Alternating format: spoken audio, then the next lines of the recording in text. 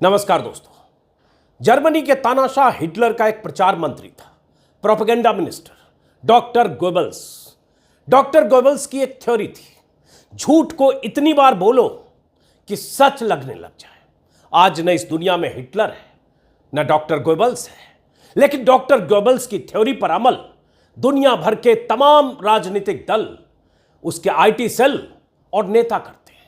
भारत में भी doctor Goebbels की थ्योरी पर अमल करने की जिम्मेदारी बीजेपी की आईटी सेल ने उठा रखी है। एक झूठ जो लगातार बीजेपी आईटी सेल प्रचारित करती है, उसका शिकार मैं भी होता हूं। दर्जनों झूठ जो बीजेपी आईटी सेल प्रचारित करती है, उसके बारे में मैं अपने वीडियो में और मेरे जैसे तमाम लोग अपने वीडियो में बताते रहते हैं। कई ऐसे fact checker BJP IT cell के झूठ का पर्दाफाश करते रहते हैं।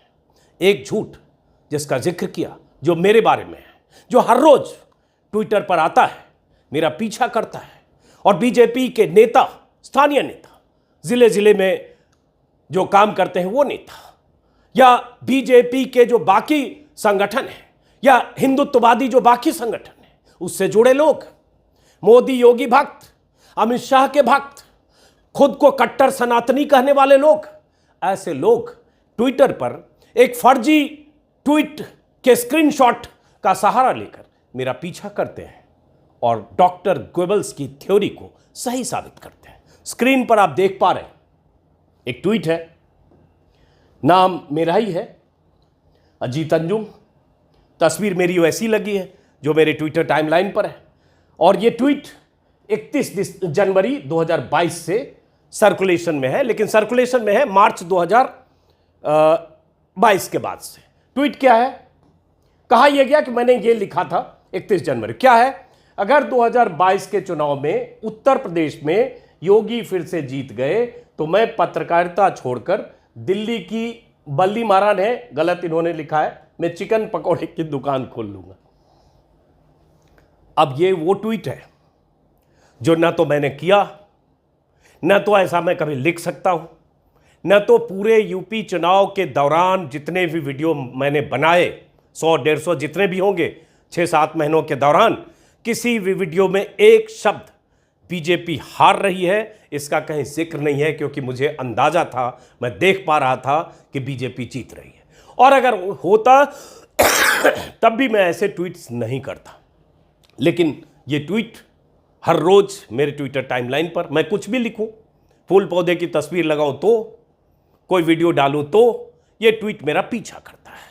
तो मैंने सोचा आज इस झूठ का शिकार मैं हो रहा हूं। हालांकि एक बार मैंने पहले भी मेरे ख्याल से यूपी चुनाव के बाद वीडियो में बताया था, लेकिन लगा फिर बताना चाहिए। और क्यों कह रहा हूं कि बीजेपी आईटी सेल के लोग, बीजेपी से जुड़े लोग दो टकिए ट्रोल कर रहे हैं और सुनियोजित ढंग से कर रहे हैं, बार बार कर रहे हैं, ये समझिए। और कोई भी आदमी इसका शिकार कैसे होता है? अब जैसे ये भाई साहब ने 31 जनवरी का वही ट्वीट मेरा मेंशन करते हुए किया है, इन्होंने 2 अप्रैल को किया है, अभी मान लीजिए 4 दिन पहले। दुकान कब खोलेगा? कोई सूर्यकांत दास है। समझिए कि कहां से, देश के किस किस हिस्से से आईटी सेल के लोग कैसे काम करते हैं, कौन लोग उन्हें संचालित करता है, उन सब की डोर कहां जुड़ी है। आज ही प्रधानमंत्री मोदी ने कहा है बीजेपी के स्थापना दिवस के मौके पर कि देश भर में सोशल मीडिया का प्रचार प्रसार विस्तार कीजिए, फेसबुक, यूट्यूब, ट्विटर पर कार्यकर्ताओं की तादाद बढ़ाइए। तो बीजेपी के कार्यकर्ता या बीजेपी से जुड़े लोग किस तरह से काम करते हैं ये भी समझिए। तो फिर वही मेरा ट्वीट जो मेरा है नहीं, उसका जिक्र करते हुए फिर ये लिखा है। अब ये मैं क्यों कह रहा हूं कि मेरा ट्वीट नहीं है या मैंने ऐसा नहीं किया, वो आगे बताऊंगा। अब ये सूर्यकांत दास कौन है? पूर्णकालीन विस्तारक है, ऑर्गेनाइजेशन बीजेपी यूथ मास सेक्रेटरी हैं, और ये उड़ीसा के हैं। अब देखिए, एक भारत श्रेष्ठ भारत, जय हिंदुत्व जय श्री राम। ये भाई साहब उड़ीसा में बैठकर एक फर्जी ट्वीट या एक फर्जी स्क्रीनशॉट कहें, वो शेयर कर रहे हैं मेरे नाम से, जो मैंने लिखा नहीं। मैंने नहीं लिखा, ये कैसे कह रहा हूं ये अभी आगे बताता हूं। और लेकिन सुनियोजित ढंग से कैसे हो रहा है इसको समझिए। अब ये वैसे ही कोई अरविंद झा है, उन्होंने लिखा तू रहने दे गुरु, तुमसे ना होगा। फिर वही ट्वीट जो मेरा कह रहे हैं कि 31 जनवरी 2022 को मैंने ये ट्वीट किया था, इन भाई साहब ने भी 31 मार्च को ट्वीट किया। अब ये मैं क्यों कह रहा हूं कि ये ट्वीट मेरा नहीं है? मेरा नहीं है तो मैं जानता हूं, लेकिन आपको भरोसा दिलाने के लिए कि ये ट्वीट जनवरी 2022 को मेरे हवाले से प्रचारित किया जा रहा है। इसमें ये ब्लू टिक लगा हुआ है। ब्लू टिक मुझे ट्विटर ने कभी दिया नहीं, शायद इस लायक माना नहीं, पता नहीं कैसे कैसे लोगों को मिलता रहा, मुझे नहीं मिला। मैंने अभी जब सब्सक्रिप्शन का उसमें शुरू हुआ ब्लू टिक, तो मैंने सब्सक्राइब किया, जो कुछ हफ्ते पहले किया है, 4-5-6 हफ्ते पहले किया है, सब्सक्राइब किया है। तो जब से ये ट्वीट, जब का ये ट्वीट कहा जा रहा है मेरे हिस्से का, मेरे हवाले का, मेरा लिखा, तब मेरे पास ब्लू टिक ही नहीं था। लेकिन ये फर्जी है, इसलिए कुछ भी कह सकते हैं। और ये लिख रहे हैं कि यूपी में जीत गए तो मैं पत्रकारिता छोड़ दूंगा। मैं फिर कह रहा हूं कि मैं ऐसा किसी भी दल के लिए कभी कुछ कहता नहीं, क्योंकि मेरा ये काम नहीं है। जनता तय करेगी। पत्रकारिता मैं करता रहूंगा, चाहे बीजेपी आईटी सेल के लोग कुछ भी करते रहे, मुझे बदनाम करने की साजिश करते रहे। अब ये अरविंद झा कौन है जिन्होंने पहले ट्वीट किया? अब ये देखिए, IT and social media head है, बीजेपी एम फॉर दिल्ली के सोशल मीडिया हेड हैं और दिल्ली प्रदेश के हैं, इंटरेस्टेड इन पॉलिटिक्स। अब ये भाई साहब जो बीजेपी के आईटी सेल के हेड हैं, अब ये भाई साहब कर क्या रहे? ये एक फर्जी स्क्रीनशॉट के जरिए मेरा पीछा कर रहे हैं। तो इसका मतलब मान लें कि प्रधानमंत्री अमित शाह, योगी ऐसे ही लोगों की फौज देश में बनाना चाहते हैं। ऐसा ही आईटी सेल है बीजेपी का, कुछ पेड है, कुछ भक्ति भाव से है, कुछ किसी उम्मीद भाव से है, और उसके बाद ऐसे फर्जीवाड़ा करके लोगों को बदनाम करने की साजिश रचता है। आज मैं शिकार हूं, बहुत सारे नेता, अभिनेता, तमाम लोग शिकार होते हैं जो मोदी और बीजेपी की नीतियों से असहमत होते हैं। तो ये भाई साहब आप परिचय देख ही लिया, और इसलिए मैंने कहा, ट्विटर पर भी लिखा है कि ये बीजेपी के लोगों की साजिश है बदनाम करने की। और जब बार बार आपको ऐसा कोई ट्वीट दिखेगा मेरे नाम से, तो एक बार आपको भी लग सकता है मेरे तेवर को देखते हुए कि कहीं मैंने ऐसा लिखा तो नहीं होगा। इसलिए बहुत सारे लोग कंफ्यूज होते होंगे। तो इसलिए मुझे लगा कि अपनी बात रखनी चाहिए फिर से। अब देखिए, जैसे एक कोई दिव्य प्रकाश सिंह भारतीय, और इन्होंने फिर वही ट्वीट जिसका मैंने जिक्र किया, जो मेरे नाम से चल रहा है, इन्होंने ट्वीट किया 5 अप्रैल को, यानी कल। मतलब हर रोज हो रहा है, हर रोज 50 लोग 100 लोग ये ट्वीट कर रहे हैं हर रोज, और व्हाट्सएप पर भी तमाम सर्कुलेशन। ये कल का है, ताजा। अब ये साहब कौन है? इन साहब का परिचय ये है कि दिव्य प्रकाश सिंह भारतीय है, और उसके बाद दिल से हिंदू है, कर्म से पता नहीं क्या है, और श्यामा प्रसाद मुखर्जी की बनाई हुई पार्टी को वोट करूंगा। और ये बलिया से, बलिया यूपी का बलिया होगा। बलिया में बैठा आदमी, गुजरात में बैठा हुआ आदमी, दिल्ली में बैठा हुआ आदमी, उड़ीसा में बैठा हुआ आदमी, सब में एक कॉमन चीज देखिए कि एक फर्जी बात, एक झूठी बात, एक फर्जी स्क्रीनशॉट जो किसी को बदनाम करने की साजिश के तहत क्रिएट किया गया, उसका क्रिएटर कौन है पता नहीं, आईटी सेल वाले होंगे, वो सब तक पहुंचता है। और सुनियोजित ढंग से हर रोज 100, 50, 200, 600, 1000 लोग उसको ट्वीट करते हैं या सर्कुलेट करते हैं। समझिए कि किस तादाद में, किस ढंग से ये लोग काम करते हैं। ऐसे ही लोगों का विस्तार प्रधानमंत्री मोदी और करना चाहते हैं, यही मान लें, क्योंकि आज मोदी जी ने यही कहा। तो ये तो इनका परिचय हुआ। अब आगे देखिए, फिर एक कोई है, ये है लाल प्रजापति जी, इन्होंने भी कुछ लिखा, और फिर मेरा वही ट्वीट। कमाल है। अब देखिए, ये लाल प्रजापति जी कौन है? इन्होंने अपने ट्विटर के ऊपर बैनर में राष्ट्रहित सर्वोपरि, और 3 नेताओं का नाम मैं जिक्र करता हूं, योगी, अमित शाह, मोदी जी की तस्वीर लगी है। Proud to be Hindu, BJP youth leader, हाथ में तलवार है, वाणी में धार है। दरअसल वाणी में धार नहीं है, वाणी में फर्जीवाड़ा है। ये सब डॉक्टर गोएबल्स की थ्योरी पर चलने वाले पुतले हैं। ये वो लोग हैं जो झूठ की बुनियाद पर हर रोज लिखते, बोलते, सोचते हैं। ये वो लोग हैं जिन्हें न देश से मतलब है, न लोकतंत्र से मतलब है, न डेमोक्रेसी की किसी डेफिनेशन से मतलब है। ये वो लोग हैं जो सिर्फ मोदी की भक्ति में या कट्टर हिंदुत्व के समर्थक होने के नाते किसी भी हद तक जा सकते हैं। ये वही लोग हैं, क्योंकि लिख रहे हैं श्री राम के संस्कार हैं। ये भी इन्होंने भी ट्वीट किया है, ताजा है। लेकिन भाई साहब रहते गुजरात में, इसलिए मैंने कहा कि देश के अलग अलग हिस्सों में रहने वाले लोग एक ही तरह से सोचते हैं, एक ही तरह से फर्जीवाड़े को आगे बढ़ाते हैं। अब ये कोई है आशु, इन्होंने भी कुछ ऐसे ही लिखा, और इन्होंने भी ट्वीट किया, भी ताजा ट्वीट 5 अप्रैल का। इन्होंने 5 अप्रैल को ट्वीट किया, मतलब कल। अब ये आशु कौन है? नेशन फर्स्ट, एक तो इन लोगों का यह है कि ये मानते हैं कि यही देशभक्त है और देश का ठेका इन्होंने ही ले रखा है और देश मतलब इनके लिए मोदी है, नेशन फर्स्ट, और उसके बाद proud Hindu with too much hate for anti national. और एंटी नेशनल इनके लिए कौन है? हर वो शख्स जो मोदी की नीतियों की आलोचना करता है, हर वो शख्स जो बीजेपी की नीतियों की आलोचना करता है, हर वो शख्स जो मोदी की सत्ता पर सवाल उठाता है, चाहे वो रिटायर्ड जज हो, चाहे वकील हो, चाहे पत्रकार हो, चाहे बुद्धिजीवी हो, चाहे विपक्ष के तमाम नेता हो, हर शख्स इनके लिए, ऐसे लोगों के लिए एंटी नेशनल है। तभी तो कल सुप्रीम कोर्ट ने कहा है मलयालम के एक चैनल के लाइसेंस को रद्द करने के आदेश को खारिज करते हुए कि सत्ता का विरोध राष्ट्र विरोध, देश विरोध नहीं है, लेकिन प्रवृत्ति देश में ऐसी पैदा हुई है। अब ये भाई साहब ऐसे बहुत सारे लोग लिख रहे हैं। ये कोई देव है, इन्होंने भी वही लिखा, मैं दिल्ली आ रहा हूँ, पकौड़े की दुकान कहाँ लगा ये बताना, तू बेरोजगार हो गया, थोड़ा रोजगार दे पाऊंगा। हालांकि ऐसे लोगों को कहना पड़ेगा, कहना चाहता हूँ, इसमें कोई गर्वोक्ति नहीं है और अतिशयोक्ति नहीं है कि आज भी ऐसे 10, 20, 25 लोगों को रोजगार दे सकता हूँ।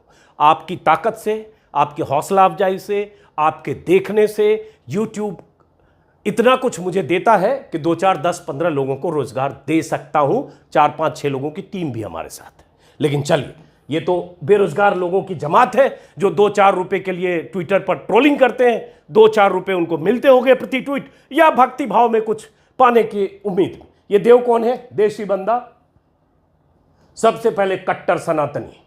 ये कट्टर सनातनी, ये कट्टरपंथी लोग हैं। दरअसल ये वो कट्टर लोग हैं जो कट्टर लोग लोकतंत्र में बिल्कुल यकीन नहीं करते, इसलिए ये हर उस शख्स को बदनाम करने की साजिश का हिस्सा बनते हैं जो इनके खिलाफ होते हैं।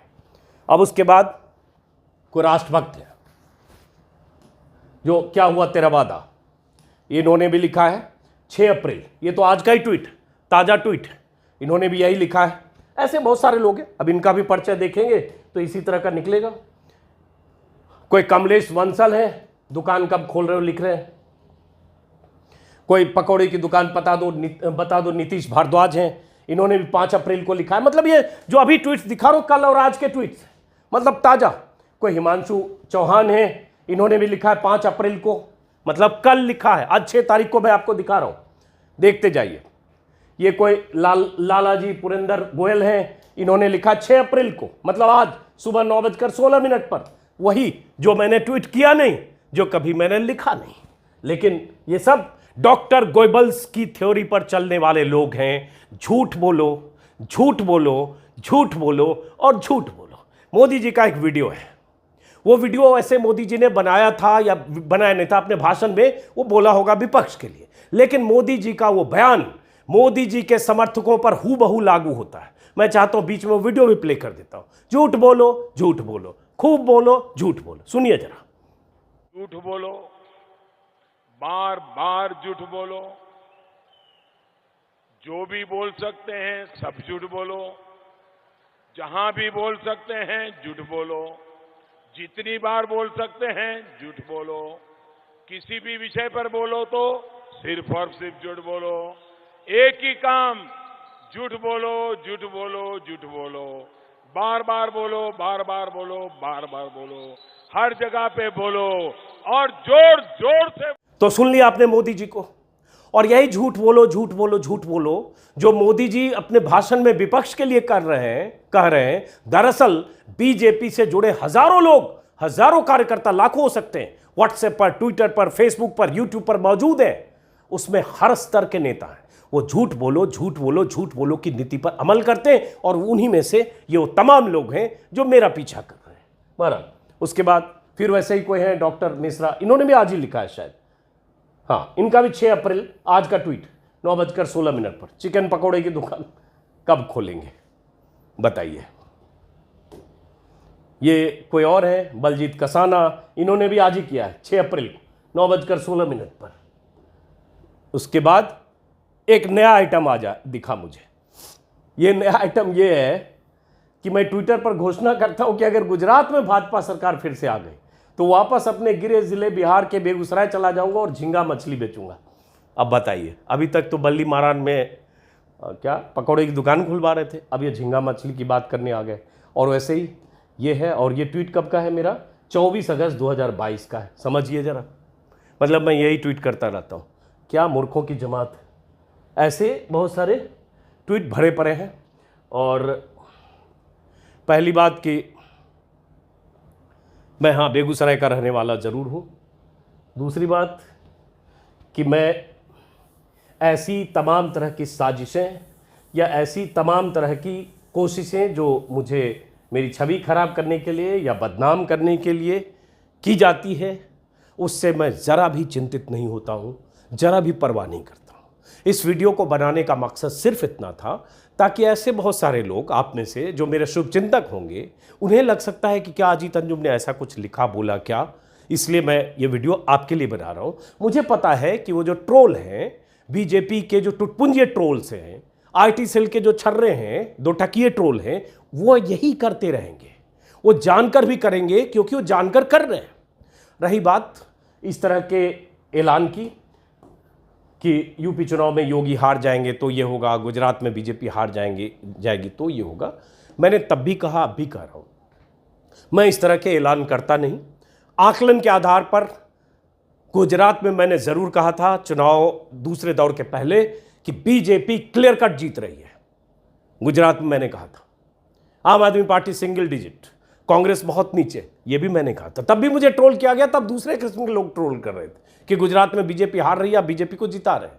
यूपी में मैंने कभी एक शब्द ऐसा जिक्र ही नहीं किया क्योंकि साफ दिख रहा था कि बीजेपी जीत रही है और मुझे लगा वो वक्त नहीं है मैं प्रेडिक्शन करूं। मुझे जो दिख रहा था मैं अपने वीडियो में दिखा रहा था और उस वीडियो में दिख रहे कंटेंट के आधार पर लोग राय बनाने के लिए आज़ाद थे, राय बना रहे थे। यहाँ तक कि उस वीडियो में एक ऐसी माताजी थी या उनके साथ उनके हस्बैंड भी थे, एक बुजुर्ग दंपति, जिन्होंने कहा मैंने मोदी का नमक खाया। उसका वीडियो खुद प्रधानमंत्री ने उसके वीडियो में कहे गए बात को जिक्र करके प्रधानमंत्री तक ने उसका इस्तेमाल किया। यह अलग बात है कि उसमें आधी बात उन्होंने कही थी, आधी छुपाई थी।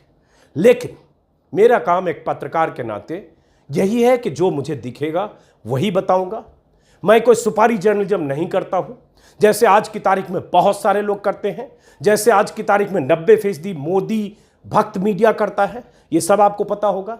लेकिन उनसे शिकायत इन चिंटू पिंटू को नहीं है जो मेरा पीछा करते हैं, क्योंकि वो सब लोग उन्हीं के एजेंडे पर चलते हैं जिस एजेंडे पर सरकार उन्हें चलाना चाहती है और जो एजेंडा बीजेपी को सूट करता है। चूंकि मैं उस एजेंडे से बाहर हूं, इसलिए वो मेरा पीछा करते हैं, इसलिए वो ऐसे ट्वीट्स जो मैंने कभी किए नहीं, जो एक फर्जी स्क्रीनशॉट शेयर करते रहते हैं। बहरहाल फर्क इससे नहीं पड़ेगा, मैं अपनी आवाज़ वैसे ही बुलंद करता रहूँगा। उम्मीद है कि 2024 के पहले बीजेपी जो विस्तार करने वाली है देश में अपने सोशल मीडिया सेल का या सोशल मीडिया वॉरियर का, उसमें ख्याल रखेगी। इस तरह के झूठ फैलाने वाले लोग कम हैं, लेकिन हालांकि ये उम्मीद बेकार है। झूठ की बुनियाद पर ही ऊंची इमारत खड़ी होगी और तभी ये सब लोग जितने दिखते हैं सब बीजेपी के। फिलहाल इस वीडियो को खत्म करते हैं। अगर आपने मेरा यूट्यूब चैनल सब्सक्राइब नहीं किया तो सब्सक्राइब करें, अगर ज्वाइन कर सकते हैं तो ज्वाइन करें। नमस्कार।